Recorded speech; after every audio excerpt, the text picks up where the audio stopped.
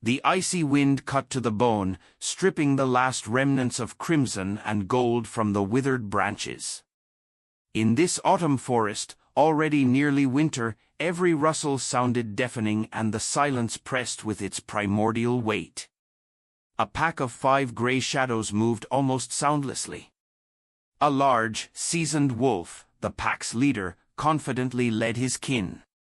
His slightly limping front paw was the only subtle flaw in his otherwise perfect predator's form. Close behind trotted his loyal she-wolf, and following them, with curiosity and youthful clumsiness, were 3 nearly full-grown pups who still bore the playful restlessness of youth. The hunt that day had been unsuccessful, and hunger was pushing the pack deeper into the forest, into places where human footsteps rarely reached. Suddenly, the leader froze, raising his head and sniffing the air. A low, barely audible growl escaped his toothy jaws, and the entire pack instantly became statues, tense, listening intently to the sounds of the woods and absorbing the strange scent in the air. It was unfamiliar and troubling, not blood, not prey, and not exactly human.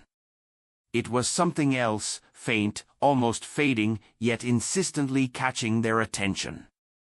Cautiously creeping forward, the leader moved ahead, and the rest followed, ready to either attack or flee. After several dozen more meters through thick underbrush, they reached a small clearing. What they saw made even the experienced alpha freeze in momentary confusion. On the damp, cold ground, amid the fallen leaves, lay a man, an elderly man dressed in an old but sturdy hiking jacket and worn trousers. Nearby lay a battered, empty backpack with a dented canteen rolled out from it. The man was unconscious, his pale and sunken face waxy in the dimming light of day. The wolf pups, most impatient and inexperienced, immediately revealed their nature. Their hackles bristled, and they growled softly, ready to pounce on the still figure. But the leader stopped them with a short, commanding bark. Slowly and with extreme caution, he circled the man, sniffing him thoroughly. The scent was weak, mingled with the smells of decaying leaves and damp earth, but it carried none of the sharp notes of fear or aggression that usually emanated from a frightened, living creature. The man wasn't moving. His breathing was faint and irregular. The alpha's mate stepped closer, her yellow eyes studying the motionless body intently. She, too, sensed no direct threat, but instinctive caution held her back from making sudden movements. Then something entirely inexplicable happened, something that defied all laws of wild nature. Instead of taking advantage of the helpless prey or leading the pack away from the mysterious object, the alpha let out a quiet sigh and slowly lay down near the man. He rested his head on his front paws and stared at him with intelligent, piercing eyes. The other wolves, after a moment of hesitation and confused glances, followed his lead. They lay around the man, forming a sort of living ring, as if guarding him from unknown dangers of the harsh forest. The first shock for anyone who might have witnessed this scene would have been exactly that: wild predators not only sparing a human but silently taking him under their protection. Twilight thickened, and the forest chill grew sharper, cutting to the bone. The night promised to be freezing. The man, lying motionless on the ground, began to shiver. His body instinctively tried to retain the last scraps of warmth. The wolves remained in place, their breath forming small clouds of vapor in the icy air. The she-wolf, who had been carefully watching the man, suddenly whimpered softly. Something in his helplessness, in the desperate trembling, awakened in her an ancient, nearly forgotten instinct. Or perhaps it was a spark of that very empathy believed to be uniquely human. She slowly rose, approached the shivering body, and gently lay beside him, pressing her warm, thick fur against his side. The others moved closer too, huddling into a tight group around the man and the she-wolf, creating a living, breathing barrier against the penetrating cold and night wind. Their bodies radiated warmth, which slowly but surely began to warm the freezing man. Thus they spent the entire night, 5 wild predators guarding the sleep and life of a man who had fallen into their power. This was the second shock, even more incredible than the first. Not just passive protection, but active care, driven by an unclear but powerful impulse. With the first rays of dawn breaking through the dense canopy, the man slowly regained consciousness. The first thing he felt was an unfamiliar warmth and weight on his chest. His eyelids slowly parted, and the world appeared to him in hazy outlines. His head throbbed, his body ached from lying on the cold ground. When his vision finally cleared, he saw something that made his heart freeze, then race. Right in front of his face, within arm's reach, was a wolf's snout, massive and gray, with intelligent yellow eyes that stared at him without aggression. He turned his head sharply, for more pairs of the same eyes watched his every move. Semyon Yegorovich, that was the name of the veteran, had been through fire and war, had stared death in the face more than once. His first instinctive reaction was that of a fighter, shock, a burst of adrenaline, instant readiness to fight for his life. His hand jerked toward his belt where his knife usually hung, but he found only emptiness. He tried to get up, but his body would not obey. Weakness overwhelmed him, he could barely lift his head. And then he noticed, the wolves weren't attacking. They just watched. The alpha, the one with the slightly limping front paw, let out a quiet, deep sound, more like a soothing rumble than a threat. Semyon Yegorovich, a former military canine handler and later an avid hunter and forest expert, realized with growing amazement that there wasn't a trace of hostility in these wild animals. They were calm, almost friendly. It seemed absurd, delusional, but the facts were stubborn. Wolves that should have torn him apart while he lay unconscious had instead warmed him through the night and now simply watched him awaken. That inexplicable kindness became his first true shock of the morning. He lay surrounded by the pack, trying to comprehend what had happened. Hungry wolves had not harmed a defenseless man. Judging by the impressions in the flattened leaves and the lingering warmth of their bodies, they had stayed with him all night, maybe even saved him from hypothermia. Semyon Yegorovich was a pragmatic man, not prone to mysticism, but what was happening now defied all his knowledge of wild animal behavior. He carefully moved, trying to sit up. His body responded with dull pain, his head spun, likely dehydration and the aftermath of his fall the previous day, when he had tripped over a root, hit his head on a rock, and lost consciousness. He was very weak. The wolves watched every movement attentively. Their ears twitched alertly, but still, there was no aggression. "What do you want from me?" Semyon Yegorovich whispered with dry lips, speaking more to himself than to the beasts.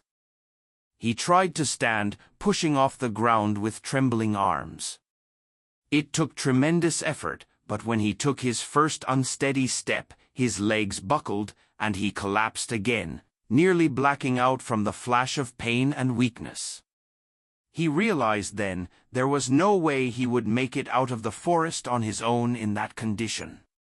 It wouldn't work, despair began rising to his throat like an icy wave. At that moment, the pack leader, the same limping wolf, slowly stood and walked right up to him. Semyon Yegorovich froze, expecting the worst, but the wolf only nudged his side with a wet nose and then, letting out a soft, beckoning howl, looked toward a barely visible trail, one Semyon Yegorovich knew led to the nearest village several kilometers away. Then something happened that made him completely question the reality of what was happening. The leader stepped away a couple of paces and began nudging his old, worn-out backpack with his nose. The very backpack that had been lying beside him. He pushed it gently but insistently, occasionally glancing at the veteran as if waiting for some kind of reaction.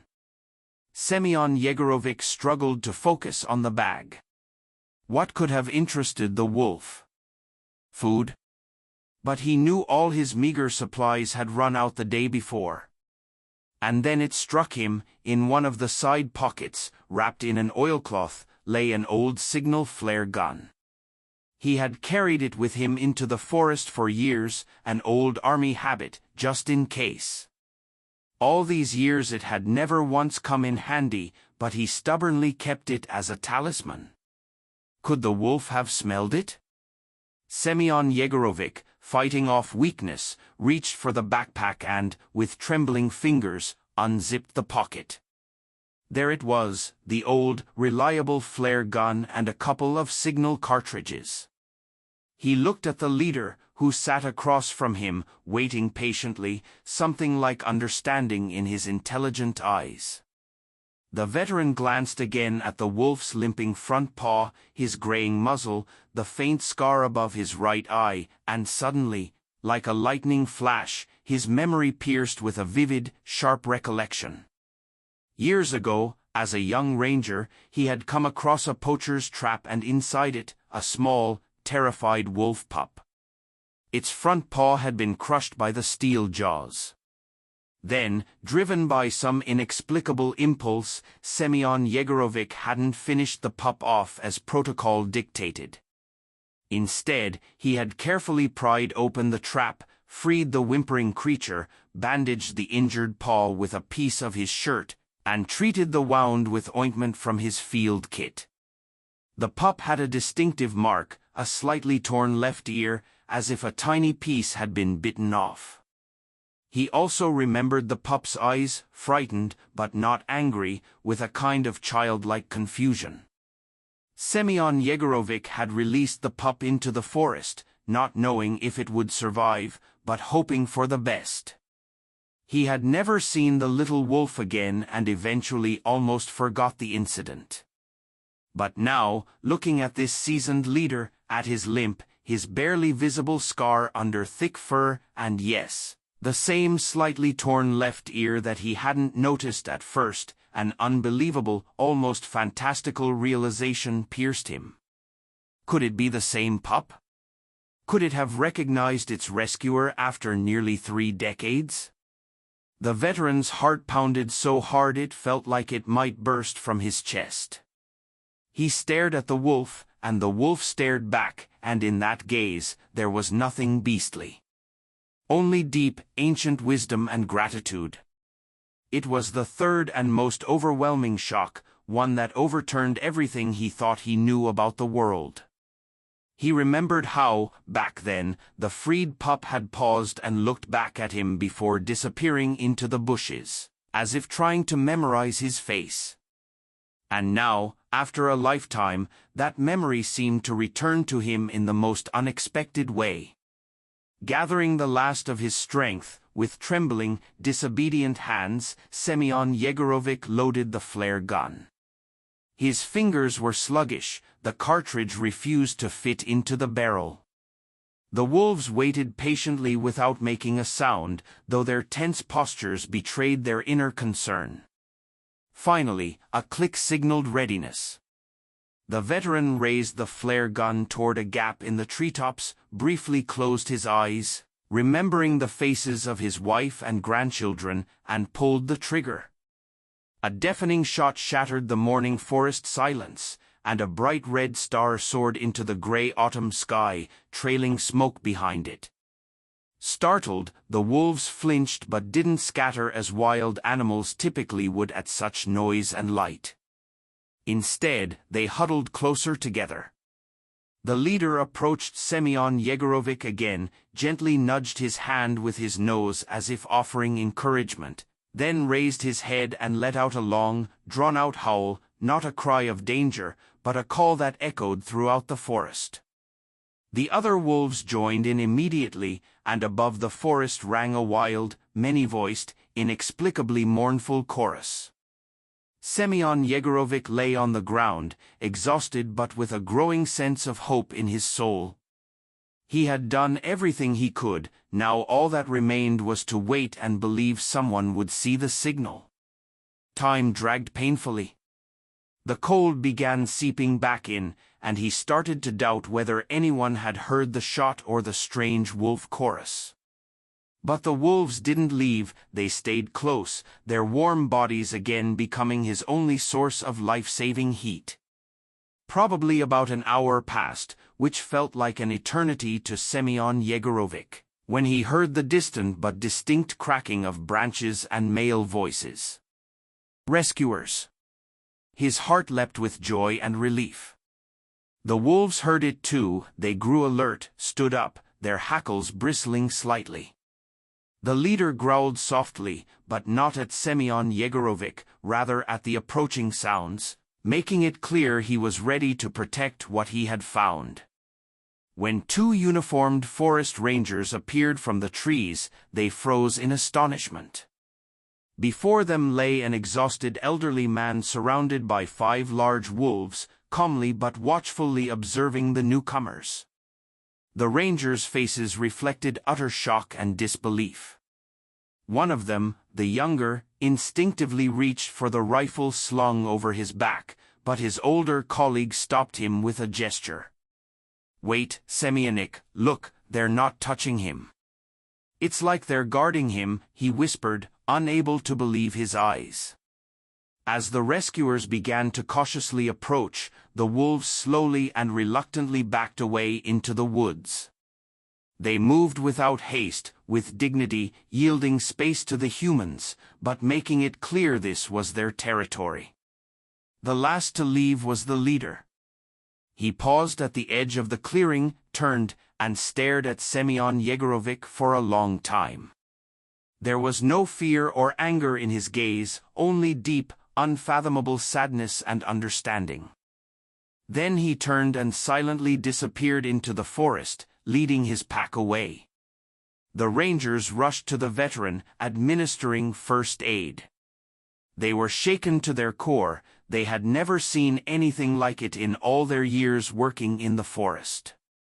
At the regional hospital, where the rangers had brought Semyon Yegorovich in their off-road vehicle, he recovered with IVs and injections and told his incredible story.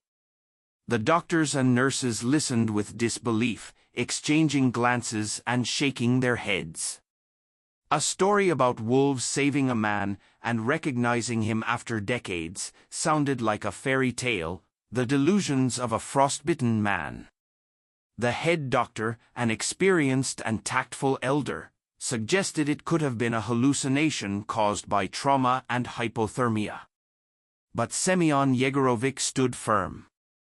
He described in detail the wolves' behavior and appearance, especially the leader's limp and torn ear. His words began finding indirect confirmation when the rangers returned to the site to retrieve his backpack, and found countless fresh wolf tracks all around the clearing. The tracks indicated that the pack had indeed spent a long time there, not straying far from where Semyon Yegorovich had lain. They also found remnants of the signal flare and the flare gun the veteran had dropped after firing. It was no longer just a fantasy.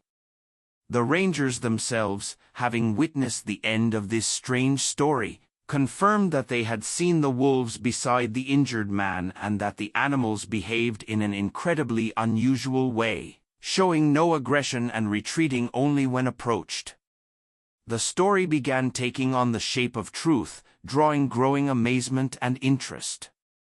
The local officer who questioned Semyon Yegorovich and the rangers was initially skeptical, but as more facts emerged, his skepticism turned to bewilderment. He had never seen anything like it in his entire career. The story of the veteran's rescue by wolves quickly spread beyond the walls of the hospital and the forestry service. First, it was reported by the local district newspaper, then it was picked up by regional TV channels, and soon the news had spread across the entire country, even reaching federal news broadcasts. The public was astonished. Wild predators, typically seen as ruthless killers, had not only spared a defenseless human but had actively helped save him. The suggestion that the pack leader might have recognized in the old man the person who had once saved him added an incredible, almost mystical dimension to the story. It challenged many people's familiar notions about wolves and about nature in general. Online forums and social media platforms erupted with heated discussions. Some marveled at the animal's wisdom and nobility. Others expressed doubts, trying to find a rational explanation for what had happened. Scientists, zoologists, ethologists, and animal behavior experts did not remain silent either. Some proposed it could be a rare case of complex memory and empathy in wolves, especially given that Semyon Yegorovich had, in the past, indeed saved a wolf pup who could potentially have become the leader of this pack. Others, more skeptical, spoke of coincidences, suggesting the wolves may have simply been drawn to an immobile object, and that their further behavior was shaped by unusual circumstances. But even the skeptics admitted that the case was unique and worthy of deeper study.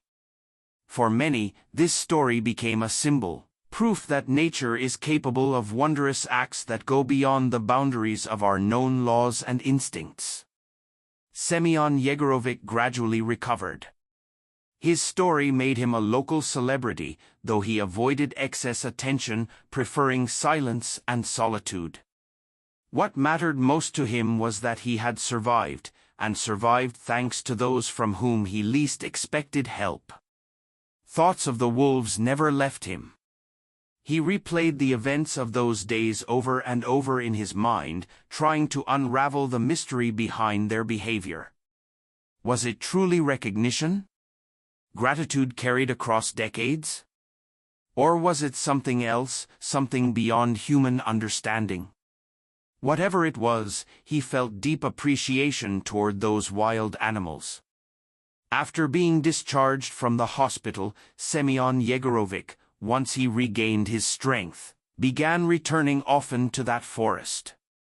Not to hunt, no, he could no longer, and no longer wished to, but simply to walk the familiar paths, breathe the fresh air, and listen to the silence. Each time, he would leave a small treat at the edge of the very same clearing where he had been found, a piece of meat or fish, for his rescuers. He never saw the wolves take the offering, but the food always disappeared. Sometimes, from afar, he caught glimpses of gray shapes flickering between the trees or heard their distant howls, and his heart would fill with a strange, warm feeling, a mixture of gratitude, respect, and an inexplicable bond with those wild forest dwellers. He knew they were still out there, that they remembered, and that knowledge warmed his soul. The story of Semyon Yegorovich and the wolves who saved him also had more practical consequences. Under public pressure and due to media attention, local authorities were forced to tighten anti-poaching measures in the region. Additional patrols were established, and penalties for illegal hunting were made more severe. The forest, the stage for this astonishing drama, was granted a kind of protected status, and people began treating it and its inhabitants with greater respect and caution. Years passed. Semyon Yegorovich grew older, but his bond with the forest and its mysterious guardians never weakened. Each of his visits was like a reunion with old friends, even if invisible. He continued to leave his modest offerings at the familiar clearing, and they continued to disappear. At times, he felt the distinct sensation of being watched from the thicket, and he knew it was them, his wolves. One day, in early spring, as the forest was just beginning to awaken from its winter slumber, he came once more to the clearing. His vision was poor now, and his legs no longer obeyed him well, but something irresistibly drew him there. After leaving the offering, he sat down on a fallen tree to rest, and suddenly he saw him. The leader. Standing on the opposite side of the clearing, just as majestic and graying, with the same barely noticeable limp. He looked at Semyon Yegorovich with wise, all-knowing eyes, eyes that held no fear or aggression, only calm, deep recognition. They gazed at each other for a long time, man and wolf, two old beings bound by an invisible thread of fate and memory. Then the leader sighed softly, as if saying goodbye, turned around, and slowly disappeared into the forest's greenery. Semyon Yegorovich knew this was their last meeting. He felt it with all his heart, but there was no sorrow in his soul, only a gentle sadness and immense gratitude. He understood that nature truly remembers everything, both good and evil, and returns it in kind. And that even the wildest of its creatures are sometimes capable of feelings that not even humans always understand. This story, simple and yet incredible, became, for many, a reminder that the world around us is full of mysteries, wonders, and unbreakable bonds that can shake us to our core and transform how we see life. The memories of that encounter, of those days spent on the edge of life and death, under the protection of a wolf pack, stayed with Semyon Yegorovich forever as the brightest and most meaningful event of his long life. He often told this story to his grandchildren, and they listened wide-eyed, breathless with awe and admiration. To them, Grandpa was a hero, and his wolves, magical beings, symbols of loyalty and nobility. And even though scientists never reached a unified conclusion explaining the wolves' behavior, for Semyon Yegorovich and for everyone who heard his story, the truth was obvious. This was a story of memory, of gratitude that crossed the boundaries of species, of a hidden connection that can arise between a human and a wild creature when that connection is built on kindness and compassion. The forest continued living its own life, full of sounds, scents, and secrets. And somewhere out there, deep in its impenetrable thickets, the wolf pack still roamed, perhaps now with a new leader, but carrying in its collective memory the echoes of that extraordinary story. And at the edge of the clearing, beneath the old pine tree, for a long time one could still find the traces of a man who came not as a hunter, but as a friend, and the tracks of wolves who accepted his offerings as a sign of eternal, unspoken gratitude. This story became legend, passed from mouth to mouth, a reminder that even in the wildest of hearts, a spark of light may dwell, capable of warming and saving. And that true awe comes not from fear of the unknown, but from reverence for the miracle of life in all its forms. As long as people remember this story, the hope that kindness and compassion are stronger than any barrier will live on in their hearts.